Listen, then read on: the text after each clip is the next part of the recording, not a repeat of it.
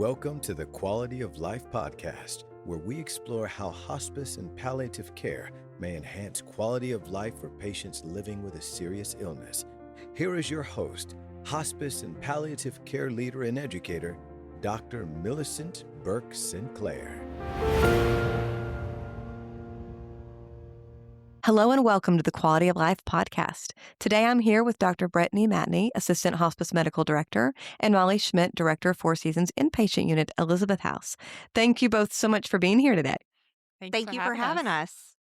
Well, as we get started today and talking about the benefit of our inpatient unit, Elizabeth House, to the community, I just want people to realize that Four Seasons provides care wherever someone calls home throughout the counties that we provide care in.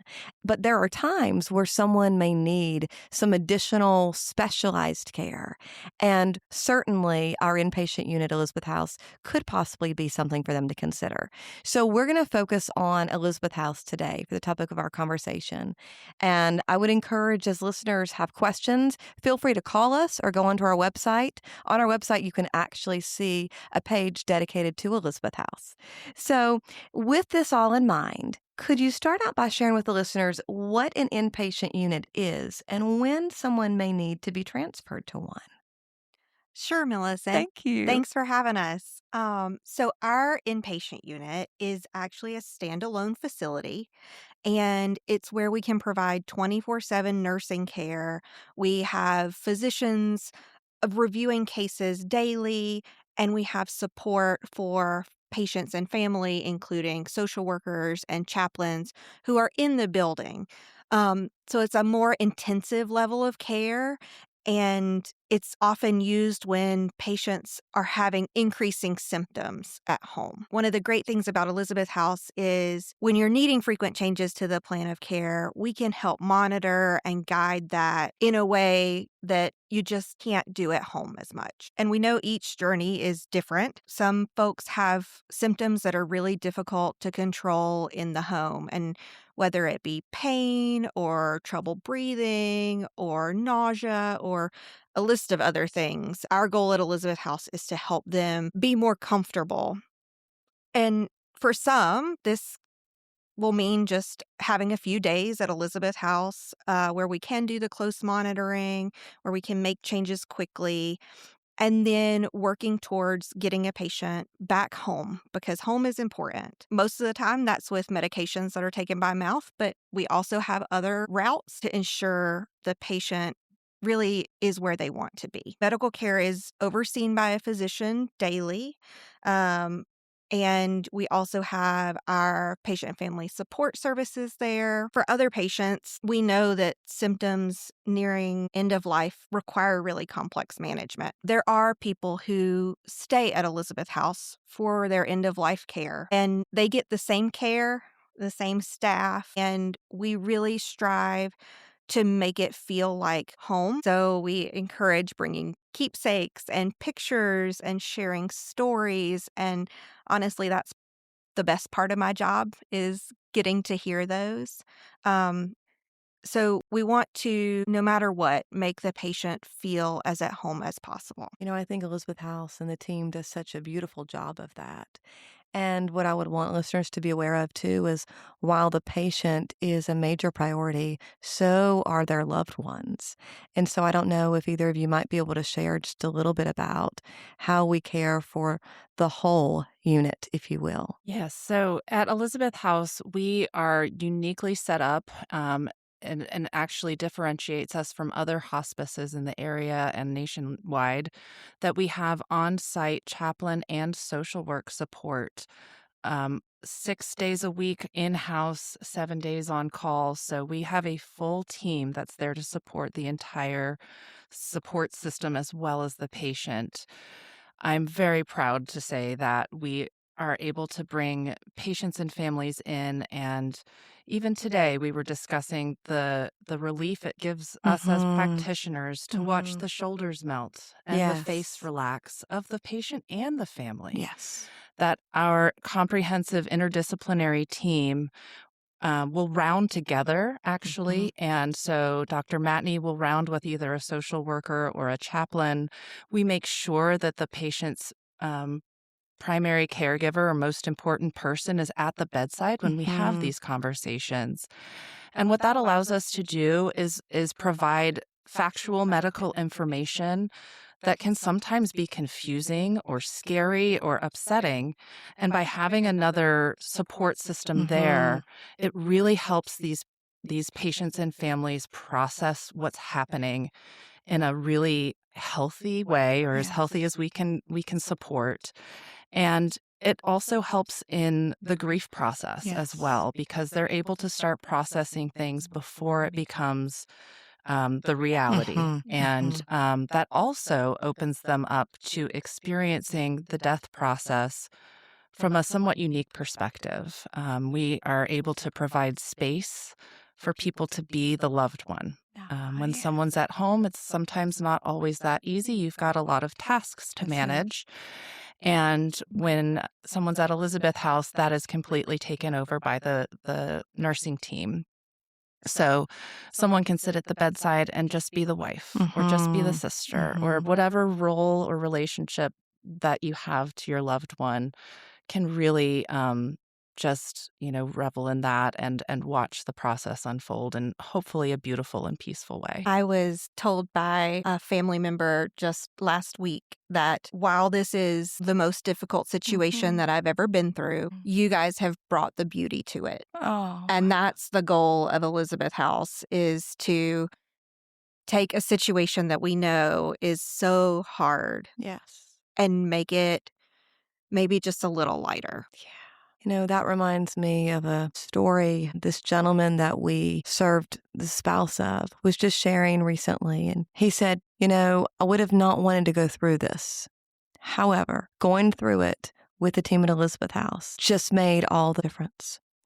And when you think about that, y'all know this, but our listeners may not unless they heard the podcast where I shared I had a loved one served by us as one of our first patients at the Elizabeth House.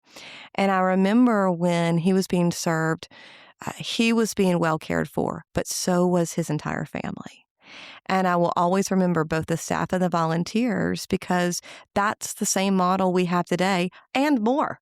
And so I would just encourage those listening to say, if our inpatient unit, Elizabeth House, becomes a reality for you or a loved one at any time, know that you're going to receive the same tremendous care that you would be used to receiving wherever you call home, as well as additional support. So one question that people may be wondering is, how long could my loved one stay at Elizabeth House? So some may think that care in the inpatient unit is only for those who are in their last days. And Brittany, you talked earlier about some of the different purposes that people come to Elizabeth House, and certainly a goal to return to wherever they call home. But then there are times where the person comes and they do pass there. So could one or both of you talk about what a typical stay at Elizabeth House may look like?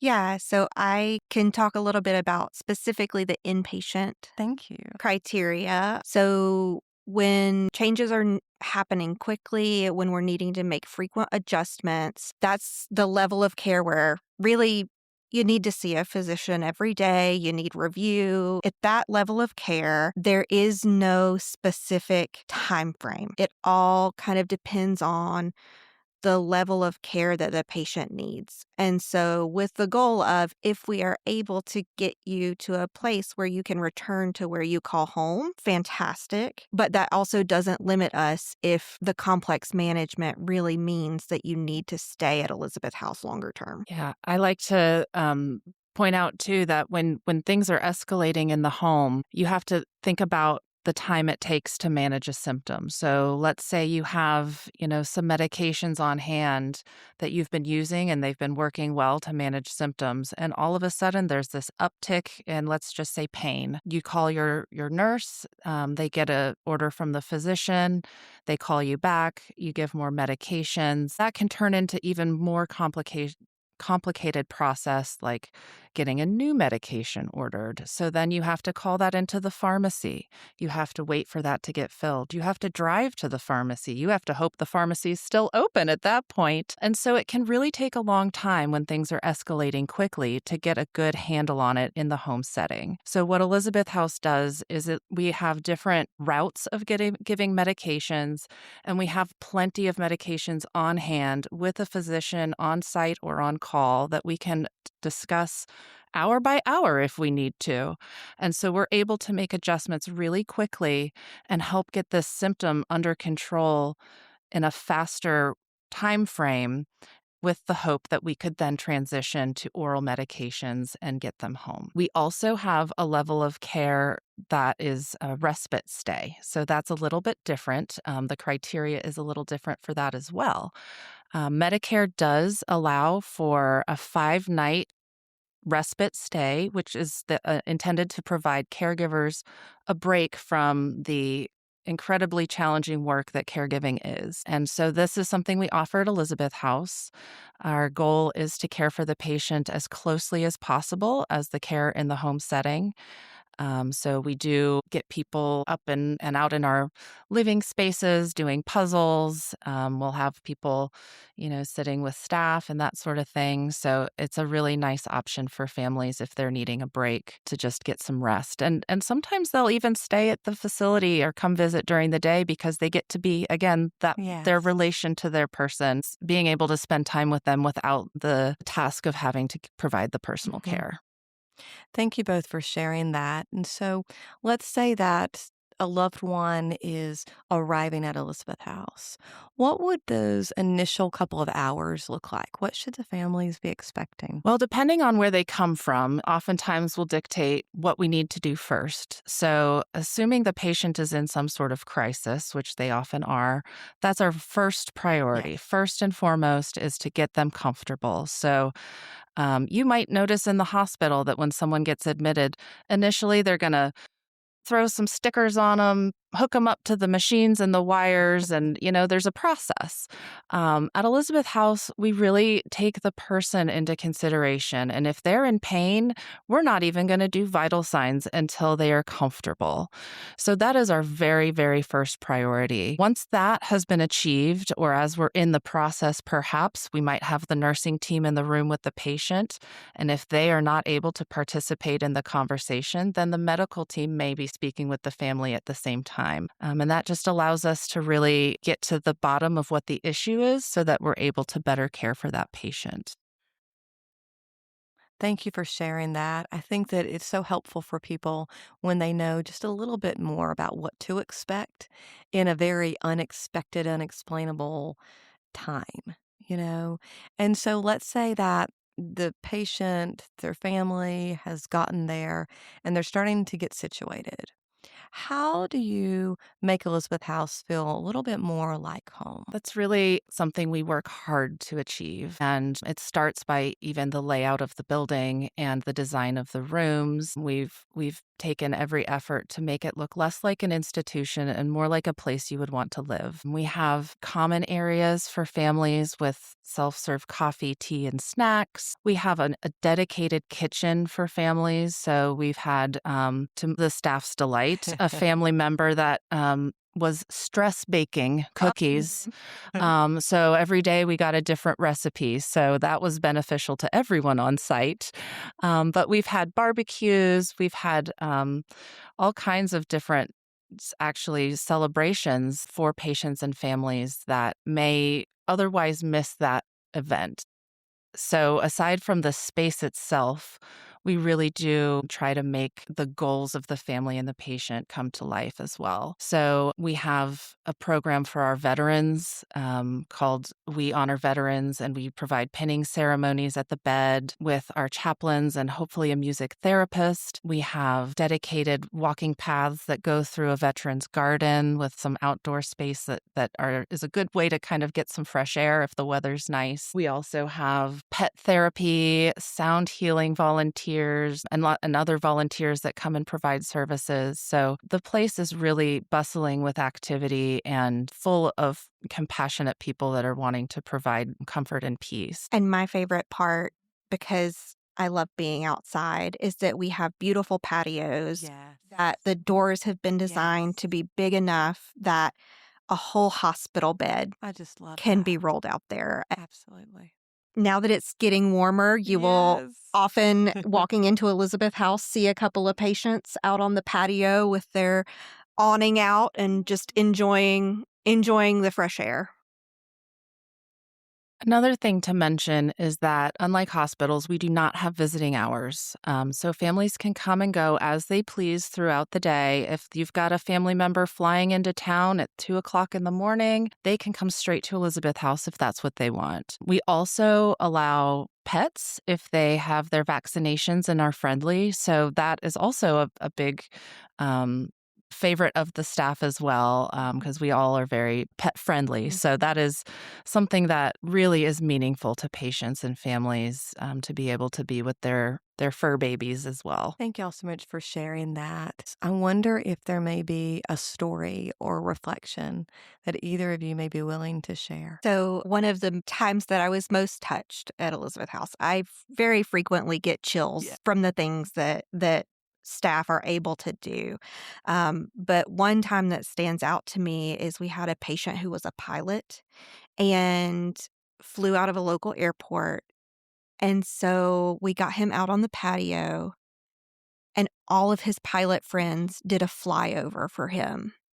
And it was so special for both him and his family to be honored in such a way with something that he loved so much. For me, something we do on a somewhat regular basis is, like I was mentioning earlier, ceremonies. So this fall, we had a patient, a gentleman who was in his final days, and his daughter was set to get married in May.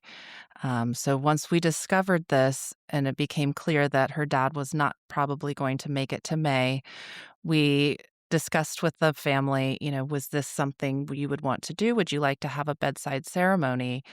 And their eyes just lit up. They didn't even consider that as an option. And the thought of having a memory to hold on to on the actual day was really overwhelming to them.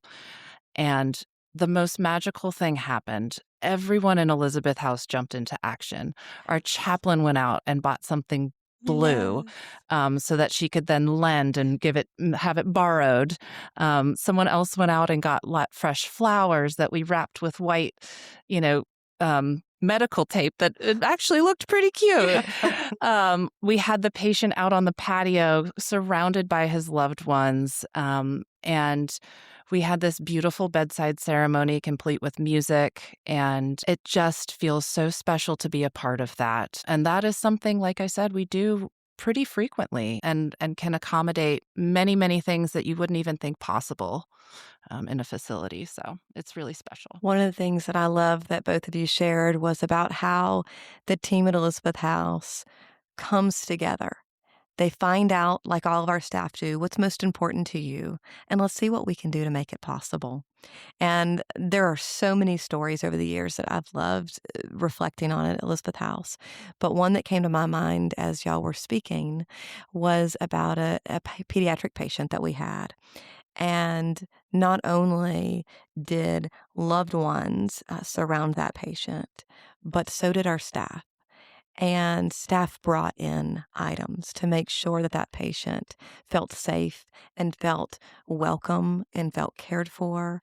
And just thinking about the quality time that the patient had at their age with items that were meaningful and connected to them, it just meant a lot. And you could see how much the staff and the loved ones were just filled with comfort, but also a little bit of added peace in knowing that their child is being well cared for. I would just encourage those who might be considering learning more about Elizabeth House is to know that if you or your loved ones were to end up coming to Elizabeth House, we're going to find out what's most important to you, and we're going to strive to honor that every moment. And we truly want you to feel well cared for. And our team does a tremendous job. So thank you both so much. And in our final moment, is there anything else you'd like to share? I think for me, you've wrapped it up beautifully. That is truly the spirit of Elizabeth House, and it's why it makes me so incredibly proud to work there and become a better person every day through all of these experiences. But one thing I would like to point out is that we are able to provide care for anybody in any situation. So oftentimes we'll hear people ask about finances, which is the last thing you want to be thinking about in this stage of life. And so Four Seasons is such an incredible organization that we are able to provide care regardless of your insurance status. So Elizabeth House is truly available to all people of all ages and Yes. walks of life. Yes. And our generous donors throughout the community love Elizabeth House. They love the care that's provided there. They love the team and they love the individuals who receive care from there. And so, as you were mentioning earlier about the spaces that stand out to you and making it feel like home, our donors make that possible. And as well as becoming a volunteer and being with patients and families. And so I truly love that you added that on there because our donors help make care possible, as do our volunteers coming alongside our tremendous team to, again, truly just say what's most important to you. And let's make sure that you receive the very best care. Thank you so much for joining us today. For more information about our services, please visit fourseasonscare.org. The Quality of Life podcast is produced by Four Seasons, the care you trust, providing award-winning quality hospice and palliative care to Western North Carolina. For more information, visit fourseasonscare.org or call 866-466-9734.